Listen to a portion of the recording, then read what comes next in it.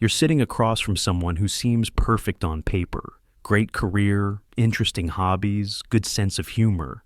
But something feels off. The conversation keeps hitting invisible walls. They're trying too hard, or maybe not trying at all. You can't quite put your finger on it, but there's this strange tension in how they interact with you. Later, you find out they haven't dated anyone in 7 years. Suddenly, everything clicks into place. The longer a man goes without a relationship, the more his brain literally rewires itself around solitude. And I'm not talking about becoming some enlightened monk who's found inner peace. I'm talking about something far more complicated, and honestly far more human than most people realize. Let me show you what actually happens. 3 years ago, I met Daniel at a networking event. Successful architect, 42 years old, hadn't been in a relationship since his late 20s. Within 5 minutes of conversation, I watched him do something fascinating. Every time someone showed genuine interest in what he was saying, he'd immediately redirect the conversation away from himself, not out of humility, out of panic. His nervous system had literally forgotten how to process sustained positive attention from another person. Here's what most people miss about extended singleness. Your brain doesn't just sit there waiting patiently for you to meet someone. It adapts. It builds new neural pathways around your solitary lifestyle. It creates entirely new default settings for how you interact with the world. And the longer those patterns run, the deeper they get carved into your psychology. Think about this for a second. When you're in a relationship, your brain exists in a state of constant negotiation.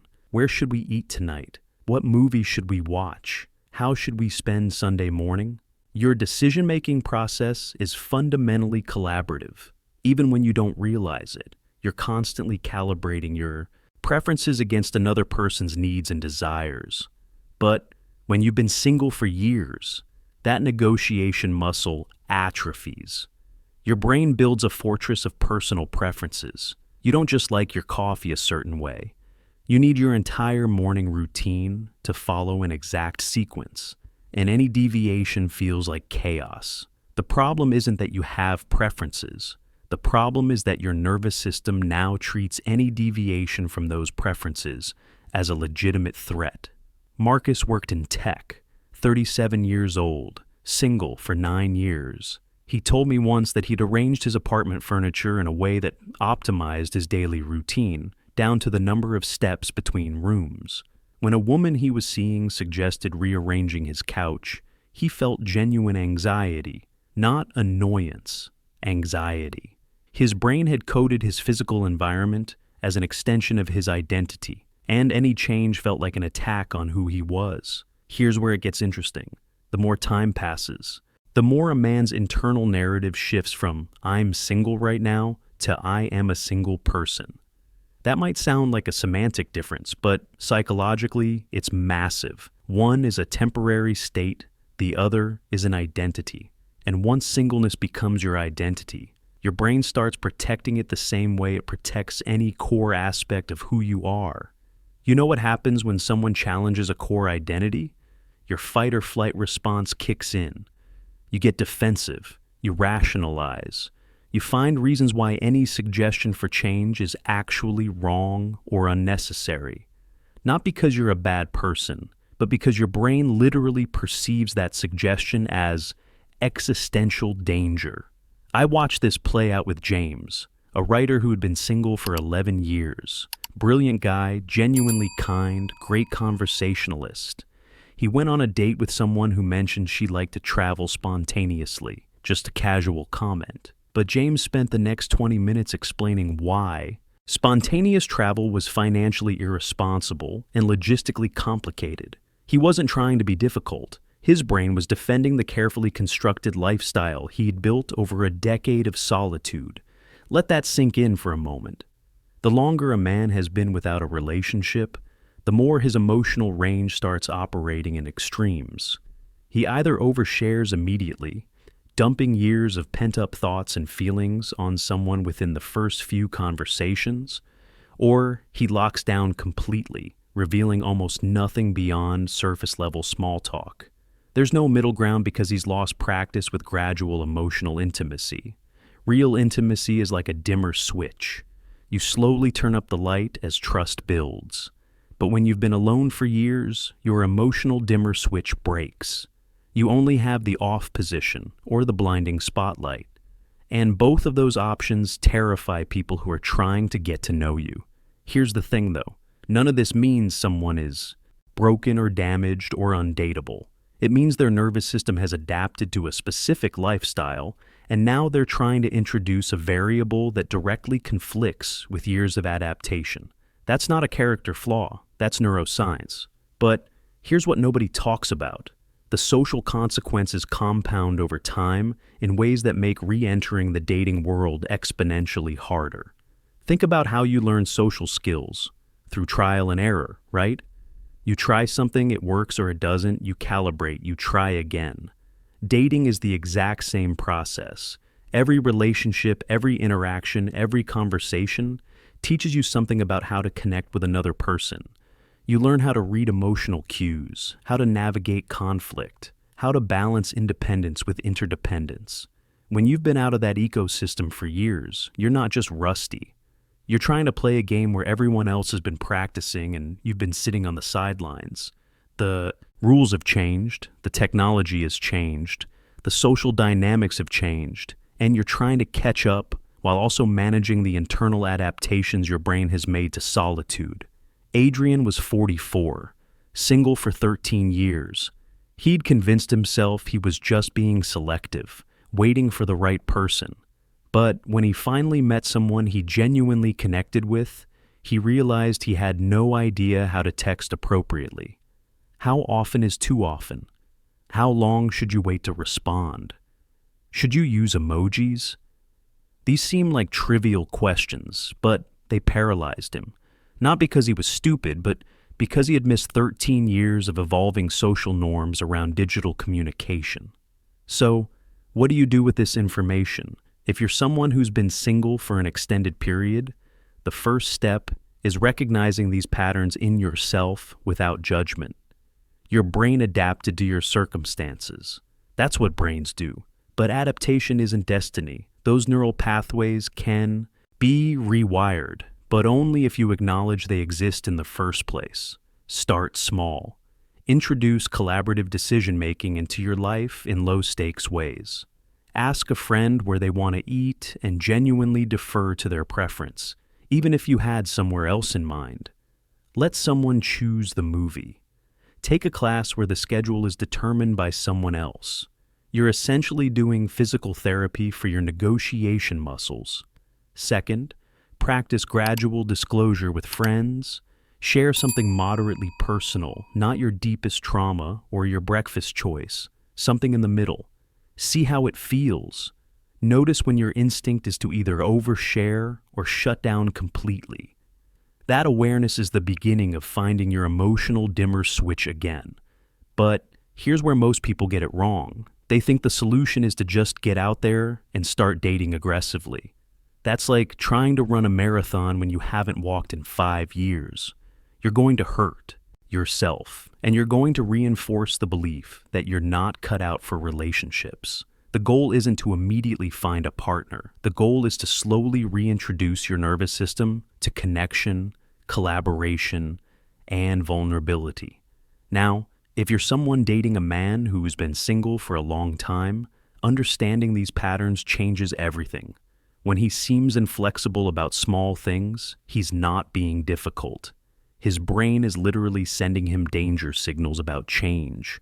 When he either talks for 2 hours straight or barely reveals anything about himself, he's not playing games. He's operating with a broken dimmer switch. That doesn't mean you should accept behavior that doesn't work for you. But it does mean you can approach these situations with curiosity instead of judgment. Hey, I notice you seem really particular about your routine. What does that give you?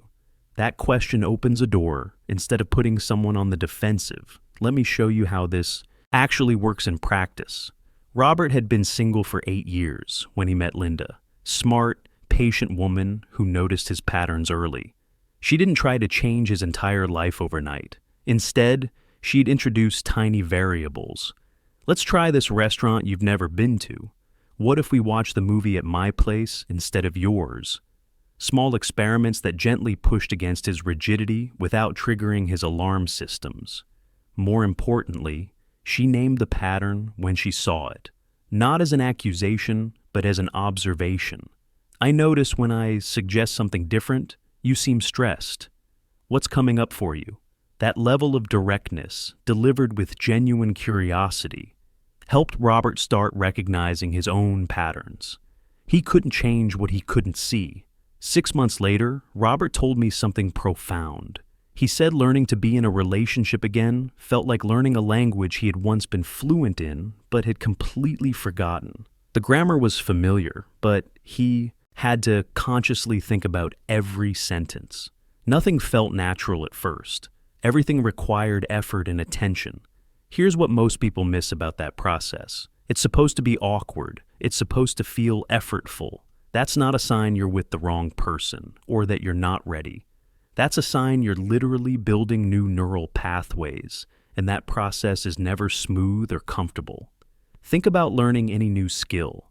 The beginning is clunky and frustrating and full of mistakes.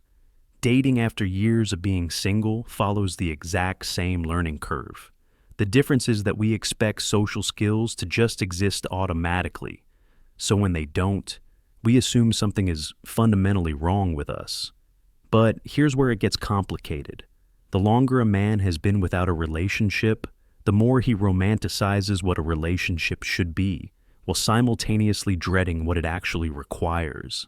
He's built this idealized version in his head, usually based on movies or memories from when he was younger. A relationship should feel effortless. It should just work. The right person will accept him exactly as he is, without requiring any adaptation or growth.